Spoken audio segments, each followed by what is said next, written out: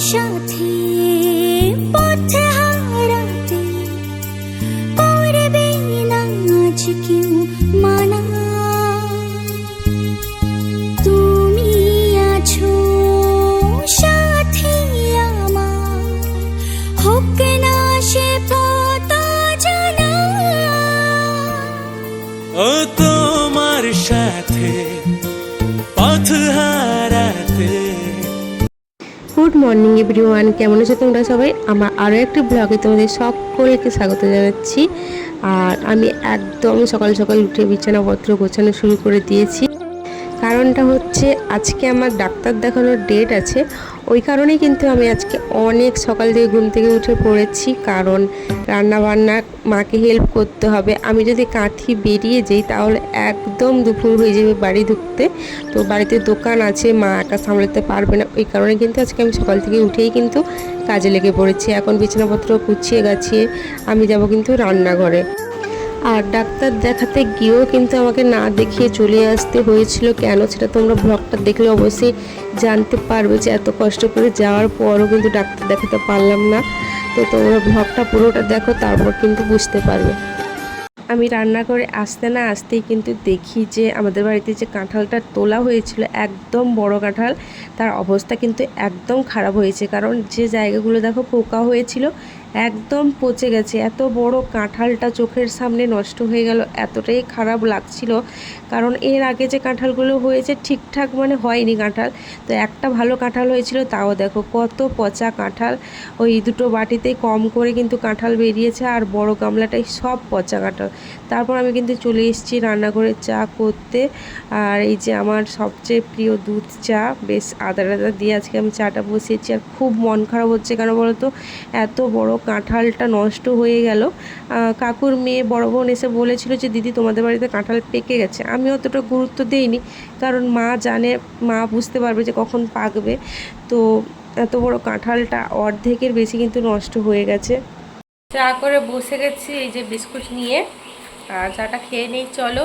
মা ওইদিকে কিন্তু কাঁঠাল এখনও ছাড়াচ্ছে, এত বড় কাঁঠাল আর পুরোটাই পচে গেছে। আগে দেখা উচিত ছিল, বুঝতে পারা যায়নি এত বড় কাঁঠাল পুরো নষ্ট হয়ে গেল, মানে ভাবা যাচ্ছে না।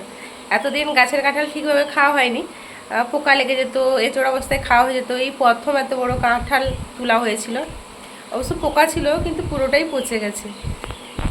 চাটা খেয়ে চলে এলাম দোকানে বসবো, আর আমার গলাটা বসে গেছে। আর সকাল সকাল দেখছি মেঘলা ওয়েদার, বৃষ্টি দুদিন ধরেই হচ্ছে না।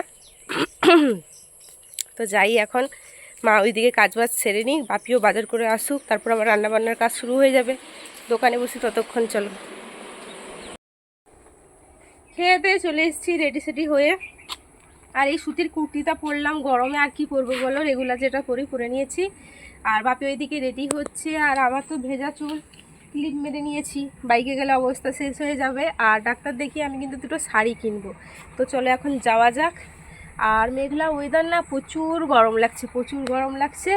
এখন একটু দোকানে ফ্যানে বসি, তারপর বাপি এলে বেরোবো, চলো।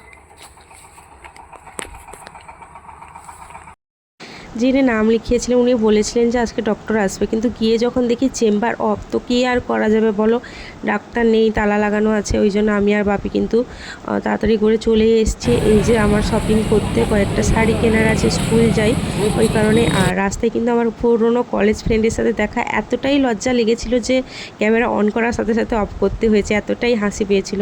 তারপর কিন্তু বাপির সাথে চলে এসেছি এই যে দেখো শাড়ি দোকানে। আর বাপি কিন্তু আমার শাড়িগুলো চয়েস করে দিচ্ছিলো, বেশ নতুন সুন্দর সুন্দর অনেক সুন্দরই শাড়ি আছে। কিন্তু আমি যেহেতু স্কুলে যাব, হালকা পাতলা শাড়ি খুঁজছিলাম। আর আমার শাড়িটারি কেনা হয়ে গেছে। আর কি হারে রোদ উঠেছে মাথার ওপর, আমার মাথা তো পুরো তেতে গেছে, আর বাইকের সিটও কিন্তু তেতে গেছিলো। তো এখন বাড়ির পথে রওনা হয়ে গেছি। আর বাপি এসছে পেট্রোল ভরতে, বাইকে একদমই তেল ছিল না। কাঁথি থেকে তো চলে এসছি কখন, এসে চেঞ্জ করে নিয়েছি, আর তোমাদের সাথে শেয়ার করা হয়নি। আমার খাওয়া দাওয়াও শেষ, এই যে মা ভিডিও অন করতে পালিয়ে যাচ্ছে। তো এই যে কাপড় কিনছিলাম, ওই ক্যাটালগটা দেখছে বসে বসে, আর তোমাদের সাথে শেয়ার করব অবশ্যই। আমাকে আবার টেলারিংয়ের কাছে যেতে হবে, জানো, ব্লাউজ পিসগুলো কাটাতে হবে। রোদ থেকে এসে মাথা ঝিমঝিম করছে, তো একটু শুয়ে যাই, তোমাদের সাথে আবার কথা হবে। আমার সারাদিন তো মানে আছে, তোমাদের সাথে শেয়ার করব। তো এখানে একটু শুয়ে যাই, মানে মাথাটা ভীষণ যন্ত্রণা করছে। আর চুলটা আমার কিন্তু ভেজা, গুটিয়ে রেখেছি। বাইকে গিয়ে কী অবস্থা দেখো, চুলটা ছাড়া ছিল, এই যে ভেতরের চুলগুলো কিন্তু ভেজা, পুরো বাজে অবস্থা। পয়সা কুড়ি নেই, থাকলে একটু চুলের ট্রিটমেন্ট করাতাম। এই দেখো চুল উঠেও আসছে, কি করব বলো তো? সবার কি হেয়ার প্রবলেম হচ্ছে নাকি আমার একার হচ্ছে বুঝতে পারছি না। ঘুমাবো বললাম, দিয়ে আবার রাস্তার পাশে চলে এলাম। ভিডিও আপলোড করছি ইউটিউবে। বাড়িতে একদমই টাওয়ার ধরছে না, নেটওয়ার্ক ধরছে না, 5G নেটওয়ার্ক। ওই জন্য আমি চলে এলাম রাস্তার পাশে, এখন দাঁড়িয়ে থাকি 10-15 মিনিট তোমাদের সাথে ব্লগটা শেয়ার করতে। তো তারপর আমি আবার বাড়িতে যাব। বিশাল ঘুম পেয়েছে জানো। এই যে দেখো একা একা রাস্তায় ঘুরছি এই দুপুরবেলায়, রাস্তায় কেউ নেই। আগে তোমাদেরকে আমাকে ভিডিও দিতে হবেই, তো একটু দাঁড়িয়ে যাই, ব্লগটা শেয়ার করি। আজকের আকাশটা কিন্তু বেশ পরিষ্কার ঝকঝকে, কিন্তু রোদ নেই তেমন। আষাঢ় মাস হয়ে গেল, দেখো কোথায় বৃষ্টি। চারা হয়ে গেছে, কিন্তু যে ধান গাছ লাগানো হবে মাঠে একটুকু জল নেই। আষাঢ় মাস চলছে অথচ চাষবাস হয়নি, কি অবস্থা। খাওয়া দাওয়া শেষ করে উঠে আমি কিন্তু বেদানা নিয়ে বসে গেছি, দাদুকে বেদানার রস বের করে দেবো। আর আজকে গাঁথে গেছিলাম, তাই জন্য দাদুর জন্য 2টো ডালিম নিয়ে এসেছিলাম, মানে বেদানা। তো এখন ওটাকেই জুস বের করে দিচ্ছি, কারণ আমার দাদুর তো একদম দাঁত নেই, তো বেদানাগুলো মানে খেতে পারবে না চিবিয়ে। ওই কারণেই কিন্তু জুসটা বের করে দিচ্ছি। আর জুসটা বের করে দিলে কিন্তু একদম ইজিভাবে খেয়ে নেবে। আর ভিডিওটা আমার মা করে দিচ্ছিল, এত রোদ তার উপরে কিন্তু আমার মা রোদে দাঁড়িয়ে দাঁড়িয়ে আমাকে ভিডিওটা করে দিচ্ছিল।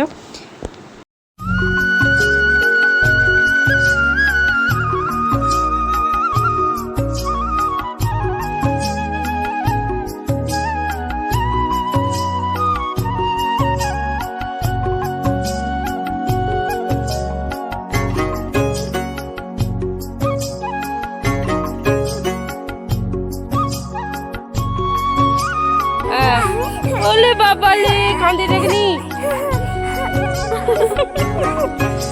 মিষ্টি। সন্ধ্যাবেলায় মুড়ি টুড়ি মাখিয়ে আমি দোকানে বসেছি। দেখো মুড়িটা বেশ আজকে বেশ চানাচুর, তারপর কুরকুরি, পেঁয়াজ, লেবু এগুলো দিয়ে মেখেছি। আর মুড়িটা এত টেস্টি হয়েছিল, দোকানে চলে এসেছি আমি খেতে মায়ের সাথে।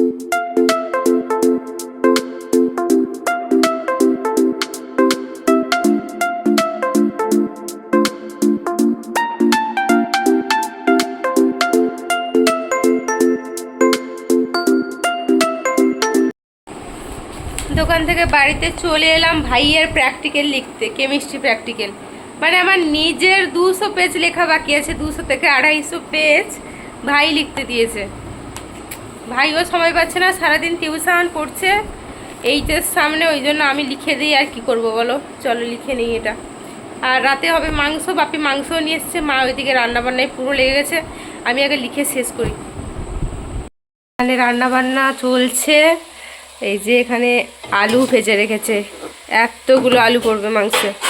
আর মশলা কষানো হচ্ছে,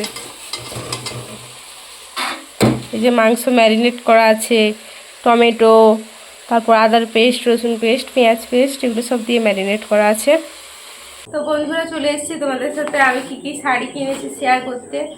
আর তখন আর শেয়ার করা হয়নি, এত গরম পড়েছে, আজকে আমি ঘুমিয়েছিলাম। তো এখন এসেছি তোমাদের সাথে শেয়ার করতে, চলো দেখাই কী কী কিনেছি। ওই স্কুলে পরবো রেগুলার শাড়ি, কোনো ভালো শাড়ি রয়, ঠিক আছে। আমি কিন্তু শাড়ির নাম জানি না, বলতে পারবো না।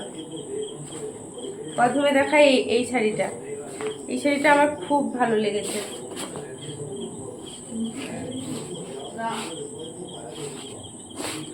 শাড়িটা সফট আছে, হ্যাঁ, কিন্তু সিল্কের। জানি না কেমন হবে, আমি রেগুলার ইউজ করব বলে এই শাড়িটা কিনেছি, স্কুলে পরবো। সত্যি বলতে পারছি না নাম কি বা কেমন, কিন্তু শাড়িটা নরম দেখে আমি নিয়েছি।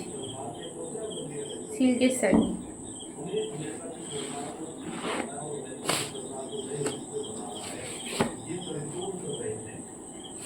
এই এক গেল।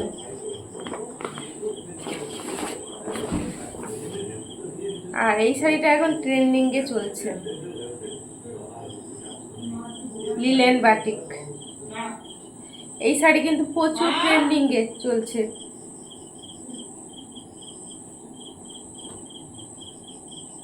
এই একটা ব্লাউজ পিস আছে, আমি টেলারিং এ দিয়ে আসবো, কাটাতে হবে। তারপর দেখাই এই শাড়িটা, এটা নর্মাল ওই ঢাকাই শাড়ির মতো, কিন্তু অতটা ভালো নয়, জাস্ট সিম্পল। এই গাজর কালারের, জাস্ট রেগুলার পরার জন্য, ভালো শাড়ি একবারে নয়।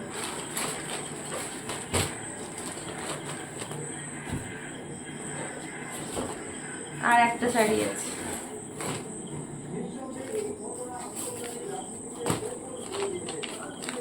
এটাও ঢাকাই শাড়ি।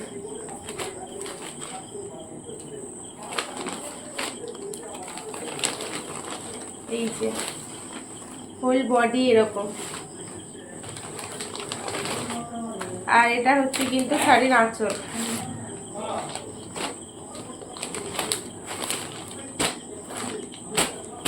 তো এই 4টা শাড়ি এনেছি, জানিও কেমন হয়েছে। আমি তো বুঝতেই পারছি না যে শাড়ি কীরকম। শাড়ি কেনার তেমন এক্সপিরিয়েন্স নেই, মানে ভালো ভালো শাড়ি কিনেছি, কিন্তু এই রেগুলার বেসিসে পরার মতো শাড়ি কেনার এক্সপিরিয়েন্স আমার একদম নেই। যা পেরেছি কিনে নিয়ে এসেছি। তো চলো এগুলো গুছিয়ে দিই, টেলারিংয়ে একদিন সময় করে আমাকে যেতে হবে। আর শাড়ির সাথে ম্যাচিং করে এই আর এই দুটো ব্লাউজ এনেছি। এখন তো ব্লাউজ পিস কাটাই নেই, ওই কারণে পরার জন্য দুটো ব্লাউজ পিস এনেছি, আরও দুটো আনতে হবে। চলো এগুলো গুছিয়ে দিই এখন। হ্যাঁ,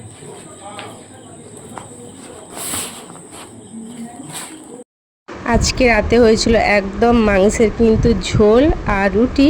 আমার জন্য কিন্তু ভাত আছে, আর মা আলু কষা করে দিয়েছিল, যেহেতু মাংস খাই না। খেয়ে দিয়ে চলে এলাম এই মাত্রই, আর বিছানাটা আমাকে করতে হবে। বিছানার অবস্থা কি বলবো তোমাদের, বেডশিট গুটিয়ে গেছে, শাড়ি বালিশ জামা বই যা ছিল বিছানার উপর আছে। তো আমি এখন বিছানাটা করে নিই, চলো।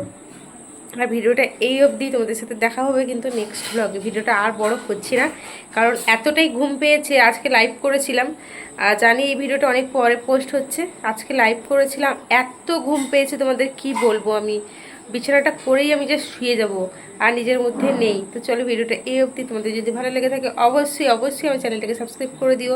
টাটা বাই, গুড নাইট, দেখা হচ্ছে কিন্তু নেক্সট ব্লগে।